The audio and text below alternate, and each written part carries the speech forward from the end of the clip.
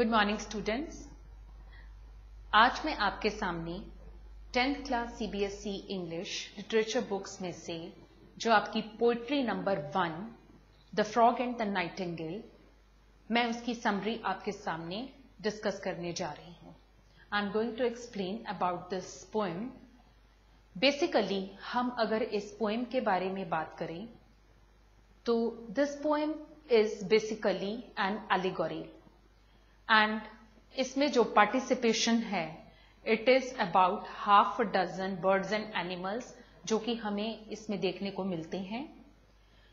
ये एक तरह से उन लोगों पर व्यंग्य है, एक तरह से उन लोगों पर सरकास्टिकली रिमार्क है जिससे हमें हिपोक्रेट छल कपटी लोगों के बारे में पता लगता है जो अपने छल कपट और अपनी बेईमानी से, अपनी जेलसी से मासूम और इनोसेंट लोगों को, मासूम और भोले लोगों को अपनी जेलसी का शिकार बनाते हैं और कंपटीशन की भावना रखते हैं, प्रतिस्पर्धा की भावना रखते हुए वो उनको आगे नहीं बढ़ने देना चाहते।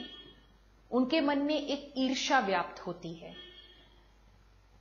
इसी आइडिया को, इसी थीम को आगे बढ़ाते हुए मैं इस पोएम के बारे में आपको एक्सप्लेन करने जा रही हूं, the frog and the Nightingale.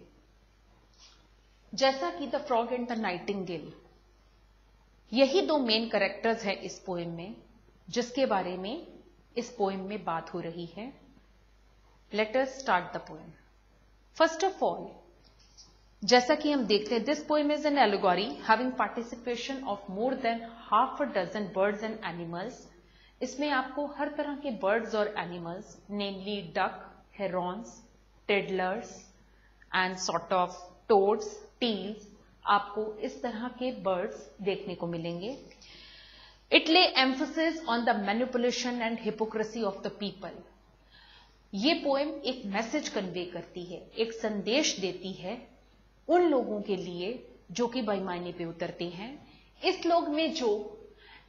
Poem में जो हमें एक बहुत ही मैनिपुलेटिव और हिपोक्रेट क्रीचर देखने को मिलता है, that is the frog. Frog जो अपने आप को, उसके मन में एक ऐसा विचार आया, वो अपने आप में एक ऐसा इंप्रेशन अपने मन में रखना शुरू हो गया कि उसके जैसा कोई भी नहीं गा सकता, उसके जैसी मेलोडियस सुरीली आवाज जग में किसी की भी नहीं है। ये सब चीजें सुन के ही used to live in a bog. वो एक बॉग में रहता है। Bog is N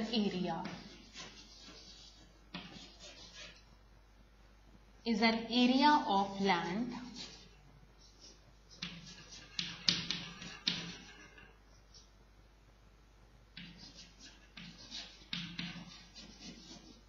with wet and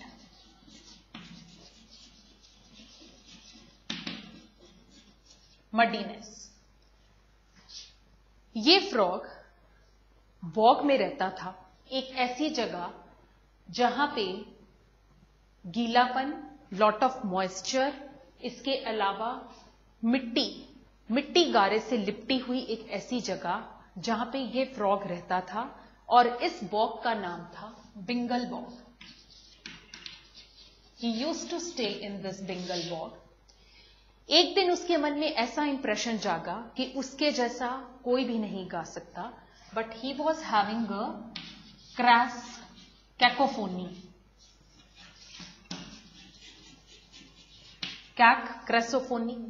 cacophony, it means unpleasant shrilling voice. इसकी बहुत ही बेसुरी और बहुत ही कानों को चुभने वाली, not very pleasant to the ears, कानों को इतनी प्लेजेंट फीलिंग ना देने वाली unpleasant shrilling voice he was having. लेकिन इसको एक गलत इंप्रेशन अपने बारे में था कि इसकी आवाज बहुत अच्छी है। At the most, one thing more, he was having a croaking unpleasant voice, जिसकी वजह से क्रोकिंग अनप्लेजेंट वॉइस होने की वजह से ये दिन से लेकर रात तक, रात से लेकर दिन तक अपनी वही बेसुरी गंदी आवाज में गाना गाता रहता था। अब ये उसका गाना सुन के बेंगल बॉग में रहने वाले जितने भी क्रीचर्स थे, namely duck, heron, tiddler, toad and teal. These are the names of those aquatic creatures who used to live in this Bengal bog. अब एक दिन क्या हुआ? This frog, one thing more, this frog used to live in samok tree.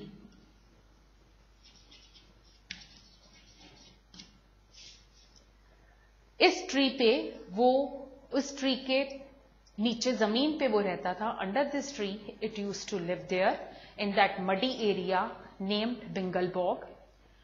अब ये सारा उसका गाना सुन के वहां पे रहने वाले जितने भी क्रीचर्स थे वो परेशान हो गए। वो जब परेशान हुए तो इन्होंने एक तरीके से या दो तरीके से इसकी काफी बातों में इसकी इंसल्ट की, इसको मारा भी, इसको रिब्यूक भी किया, इसको स्नब भी किया। Every sort of beating out of irritation and out of frustration. जितने भी ये एक्वेटिक क्रीचर्स थे जो बेंगल बॉग इस जगह पे रहते थे, वो इसको they start using insulting him, they use to insult him. वो इसकी बेइज्जती कर हर बात में इसको गलत कमेंट्स पास करते थे, इसका मजाक उड़ाते थे। They use to make fun of him, they use to beat him, they use to snub him, they use to rebuke him in every possible way. लेकिन फ्रॉग को इस सब चीजों से कोई फर्क नहीं पड़ता था।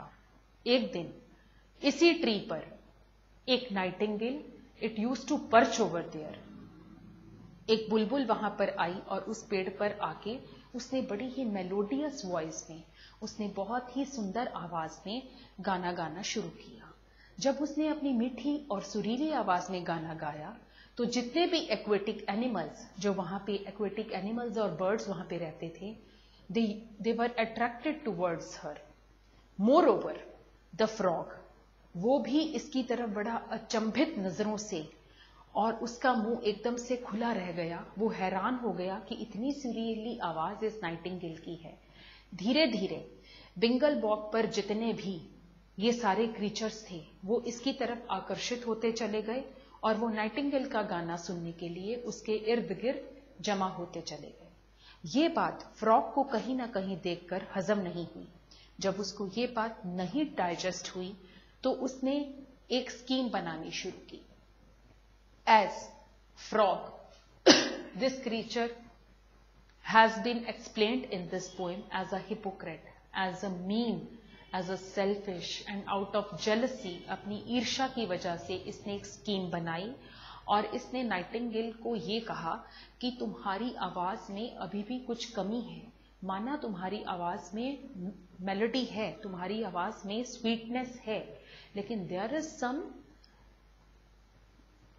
Is something lacking in your voice and that is you have to be very perfect. और उसके लिए तुम मेरे पास प्रैक्टिस के लिए तुम अपने लेसन्स प्रिपेयर करना शुरू करो, अपने अच्छे ट्यून्स प्रिपेयर करना शुरू करो, ऊंची आवाज में, ऊंचे सुर में जाके तुम गाना गाना शुरू करो, जिसकी वजह से तुम्हारी आवाज में एक रिफाइनमेंट आ जाएगी। अब ये बात फ्रॉग इंटेंशनली सिर्फ अपने आप को फ्री करने के लिए, उस कंपटीशन से फ्री करने के लिए जो कि नाइटिंगेल उसके कंपटीशन में आके खड़ी हो गई थी, ये बात उसको जब हजम नहीं हुई तो उसने इस स्कीम के द्वारा, तो उसने इसी एक प्लान के द्वारा उसको, नाइटिंगेल को अपने झांसे में लेना शुरू किया। जब उसने अपने शीशे में उसको पूरी तरह से उतार लिया और उसने उसको इस चीज के लिए तैयार किया कि तुम मेरे साथ प्रैक्टिस करनी शुरू करो, अगर तुम मेरे साथ प्रैक्टिस करोगी तो तुम्हारी आवाज में रिफाइनमेंट आ जाएगी। नाइटिंगेल का रिएक्शन ये सुन के बहुत ही डर से भर गया। उसको ये लगा कि कहीं ना कहीं अगर मेरी आवाज में कमी है और अगर फ्रॉग मुझे इस चीज के लिए प्रेरित कर रहा है तो मुझे इस चीज के लिए फौरन तैयार हो जाना चाहिए।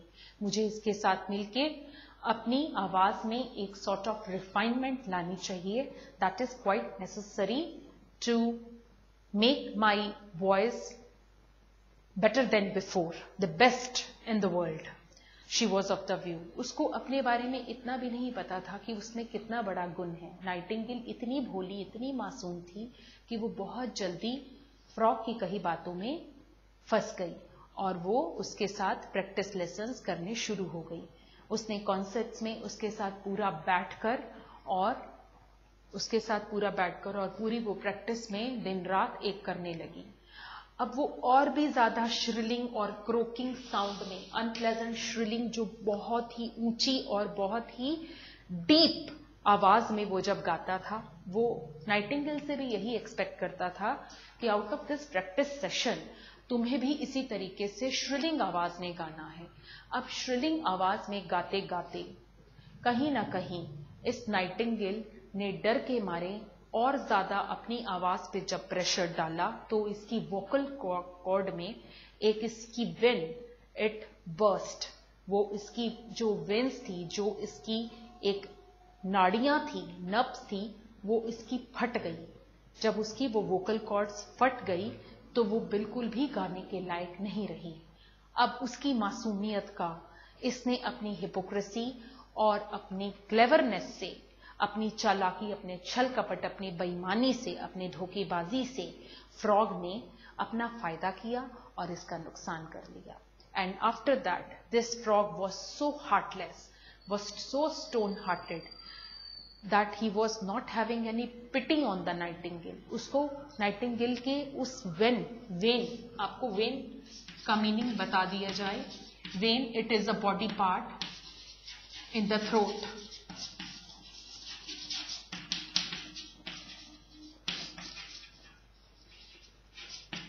When of the vocal cord, जिसे हम हिंदी में ध्वनि यंत्र कहते हैं। Vein of the vocal cord, body part in the throat that helps to sing and speak.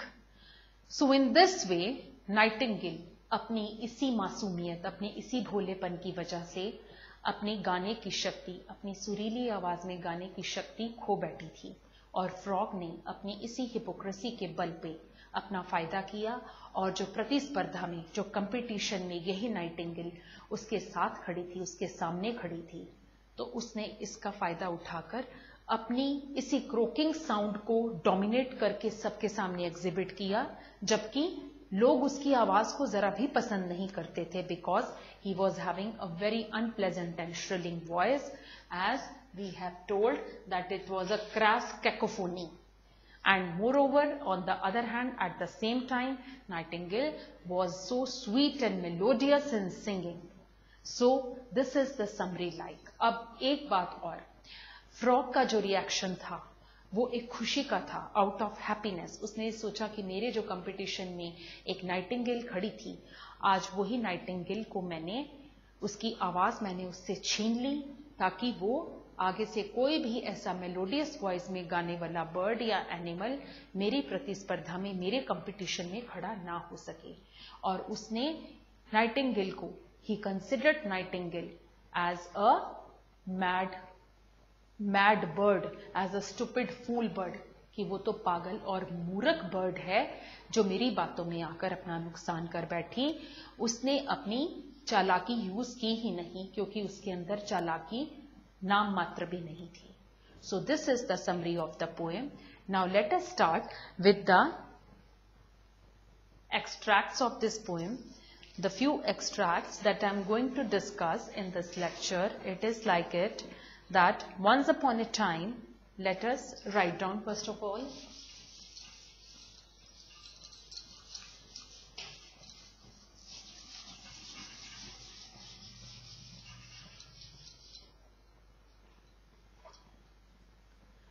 अब हमारी जो इस पोएम के रिलेटेड जो हमारी once upon a time a frog croaked away in Bengal bog, Once upon a time,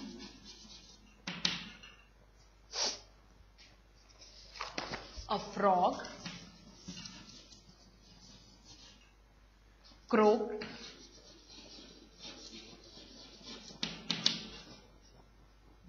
away in Bengal bog. Every night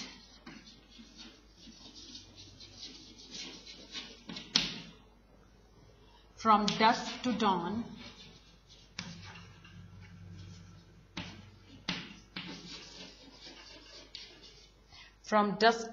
he croaked on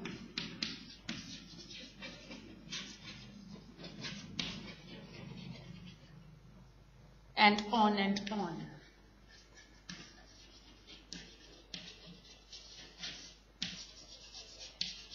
Now this is your first stanza.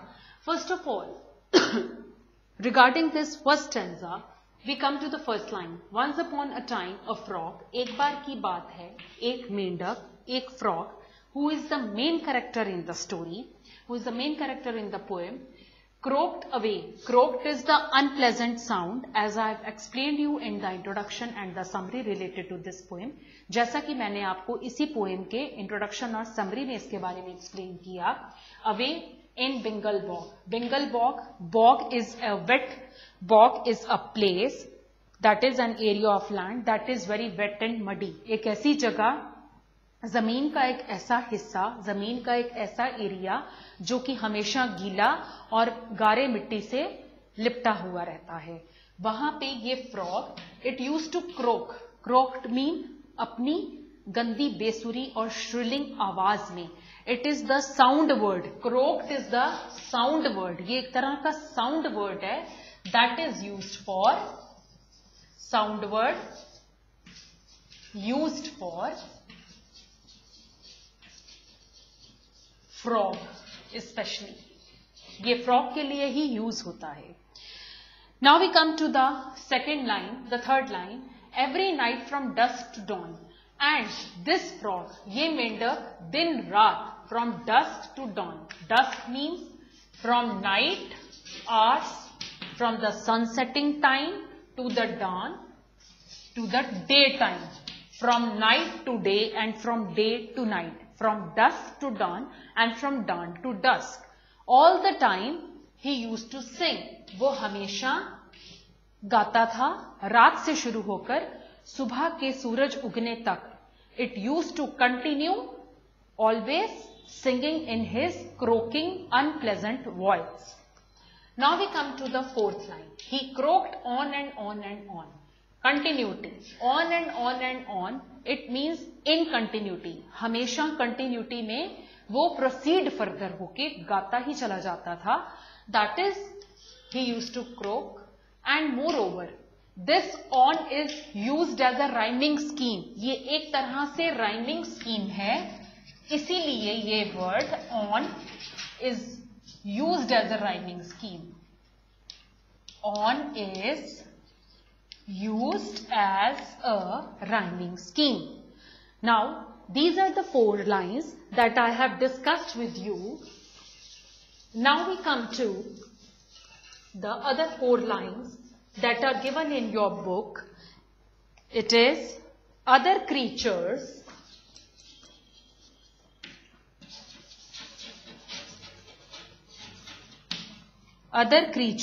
loathed his voice.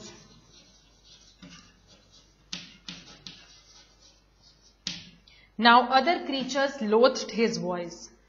मतलब जितने भी Bengal bog में रहने वाले जितने भी creatures, aquatic birds और animals थे जो उस वेट और मडी एरिया में रहते थे, दे यूज टू लोथ.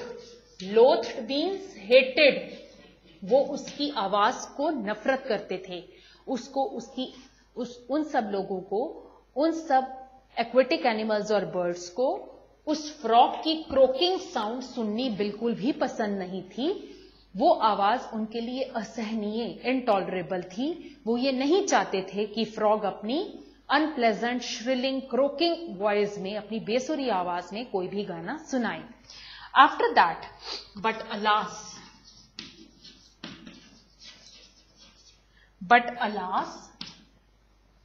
they had no choice. लेकिन बड़े दुख की बात थी, alas. It is used as a mark of exclamation. Alas means it is expressing some sort of surprise. एक तरह से हैरानी की भावना ये व्यक्त कर रहा है alas. And a mark of exclamation, क्योंकि ये बहुत दुख की बात थी, एक बहुत अफसोस की बात थी कि उन लोगों के पास, वहां पे रहते हुए सब क्रीचर्स के पास और कोई रास्ता नहीं था और कोई चॉइस नहीं थी, बजाय इसके कि दिन हो या रात हो, या रात से दिन या दिन से रात, उसको, उन सब लोगों को इस फ्रॉग की अनप्लेजेंट और बेसुरी आवाज सुननी ही पड़ी थी. ये उनके लिए एक हेल्पलेसनेस थी, ये उनके लिए एक मजबूरी थी, जिस तरीके से ये मजबूरी उनको सहनी ही पड़ी. Now we come to the third line and the crash cacophony. As I have explained it to you in this while just explaining the summary, जैसे मैंने आपको इस पोएम की समरी समझाई, उसमें मैंने क्रैश कैकोफोनी का मतलब भी समझाया है. एंड द क्रैश कैकोफोनी, इसका मीनिंग है loud and unpleasant voice. Loud and unpleasant voice. Crash cacophony का मतलब, जैसा कि मैंने आपको समरी एक्सप्लेनेशन में पहले ही बताया था. Now we come to the fourth line, blared out from the sumac tree. Blared means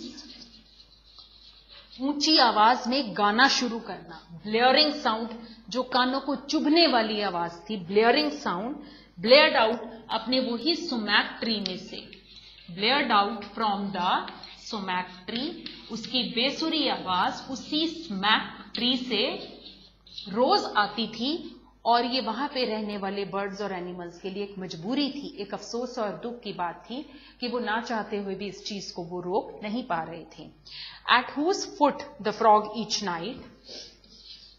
अब उसी सुमैक ट्री के under, at foot is used for the sumac tree. Sumac tree के लिए एट फुट यूज हुआ है.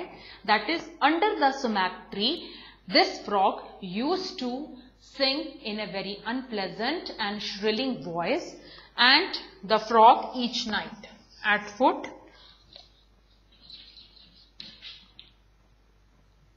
at whose foot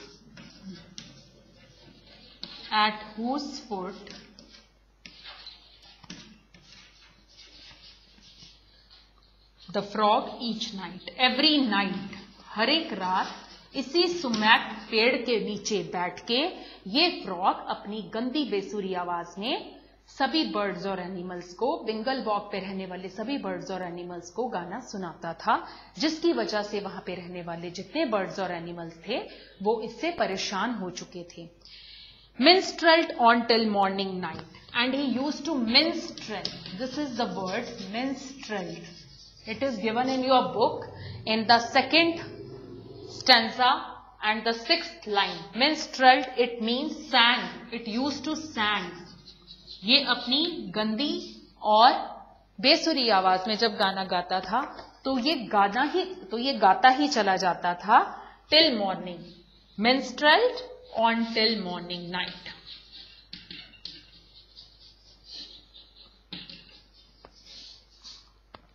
morning से लेकर night तक ये यही काम करता था. अब इससे लोग परेशान थे. अब लोगों की ये परेशानी करना जायज था. They were quite eligible in doing this type of. Now we come to the last stanza, last second, sorry. Neither stones nor prayers, neither stones nor prayers nor sticks.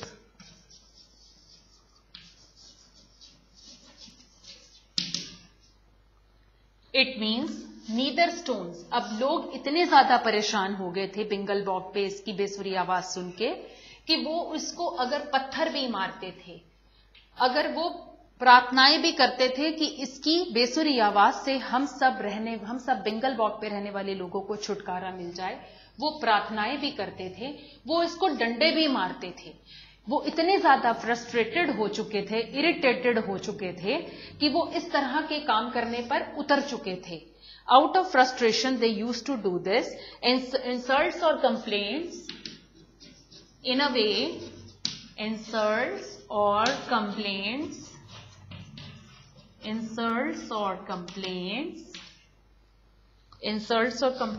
और bricks, वो इस चीज के लिए शिकायत भी करते थे, कंप्लेंट्स, इंसल्ट, वो उसकी हर बात में मजाक भी उड़ाते थे। Sarcastically they used to make, all of them used to make fun of him, वो उसका मजाक उड़ाते थे, उसकी बेइज्जती करते थे, उसको डिसरिगार्ड करते थे, उसको जाके कंप्लेंट्स, शिकायत करते थे, उसको ईंट पत्थर भी मारते थे, डंडे मारते थे, हर तरीके से उसकी आवाज को चुप करवाने की कोशिश करते थे। लेकिन फ्रॉग पे इन सब चीजों का कोई असर नहीं था। Stilled the frog's determination, stilled means फिर भी, स्टिल, इसके बाद भी, the frog's determination as it is very much clear, the frog's determination, इस वर्ड से ही आपको बहुत क्लियर हो रहा है कि फ्रॉग के अंदर का दृढ़ संकल्प, ये उसके अंदर की एक डिटर्मिनेशन थी जो कि उसको ये काम करने के लिए हमेशा प्रोत्साहित करती थी। It use to motivate him all the time that I have to sing, क्योंकि उसको अपने माइंड में कहीं ना कहीं एक गलत नोशन थी। He was having a wrong notion, he was having a wrong impression कि उसकी आवाज बहुत मेलोडियस है। After that, to displays heart's elation, to display means to exhibit, display का मतलब होता है to exhibit, to show gracefully. वो ऐसा सोचता था कि ग्रेसफुली मैं अपनी आवाज को शो कर रहा हूं, सबके सामने मैं एक्सप्रेस कर रहा हूं, और वो भी तब तक जब तक कि it was in great pride and joy. His heart's elation, to display his heart's elation means with great pride and joy, जैसा कि उसको अपने बारे में एक गलतफहमी, एक मिसअंडरस्टैंडिंग हो चुकी थी। ग्रेट प्राइड एंड जॉय, उसको अपनी आवाज पे बहुत घमंड, एक गर्व वाली भावना थी और एक हैप्पीनेस वाली फीलिंग उसको आती थी कि मेरे जैसा तो कोई गा ही नहीं सकता। Now we come to the last stanza. Now this is the last stanza that I am talking about.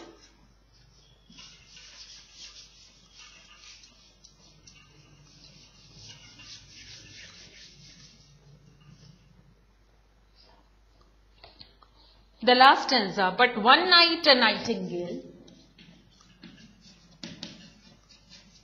but one night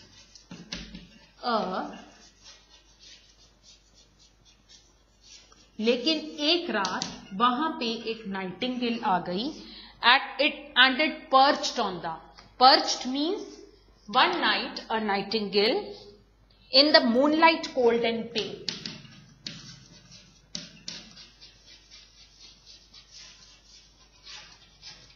in the moonlight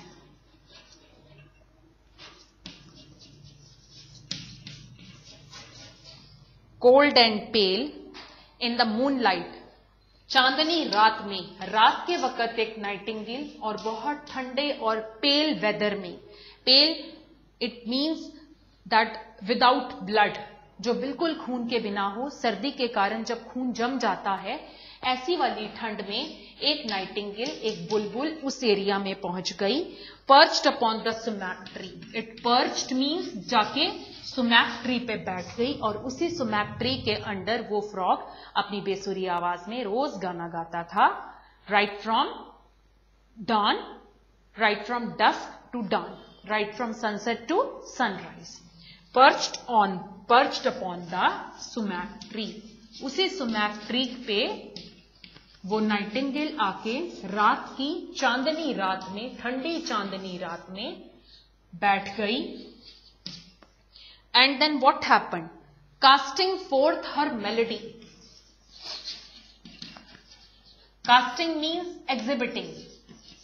again exhibiting. इसका मतलब भी अकॉर्डिंग टू द पोएम के हिसाब से इस कास्टिंग का मतलब भी एग्जिबिट ही है, to show her talent.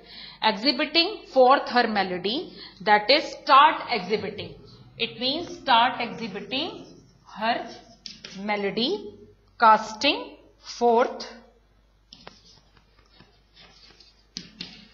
Her melody. वो अपनी मेलोडी शो करनी शुरू हो गई. अपनी मेलोडी मीन्स अपनी मेलोडियस और स्वीट वॉइस में उसने गाना गाना शुरू कर दिया. Dumbstruck sat the gaping frog. After that dumbstruck. Dumbstruck means sat the